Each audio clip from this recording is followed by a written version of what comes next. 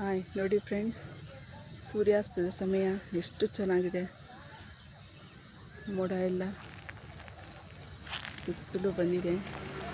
ಹಾಗೆಯೇ ನೋಡಿ, ಇಲ್ಲಿ ಶಾವಂತಿಗೆ ಹೂವು, ಶಾವಂತಿಗೆ ಗಿಡ ಇದೆ. ಶಾವಂತಿಗೆ ಗಿಡದ ಮಧ್ಯದಿಂದ ನೋಡಿದ್ರೆ ಸೂರ್ಯಾಸ್ತ ಆಗ್ತಾ ಇರೋದು ಎಷ್ಟು ಸೊಗಸಾಗಿದೆ, ಭಾಳ ಚೆನ್ನಾಗಿದೆ.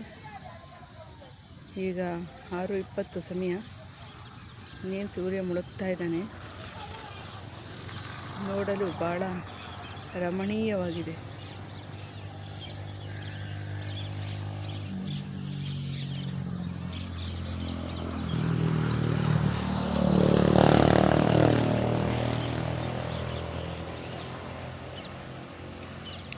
ಶಾವಂತಿಗೆ ಹೂವಿನ ತೋಟ ಇದು. ಇದೆಲ್ಲ ಚೆನ್ನಾಗಿ ಬಿಟ್ಟಿದೆ, ನೋಡಲು ಬಹಳ ಸೊಗಸಾಗಿದೆ.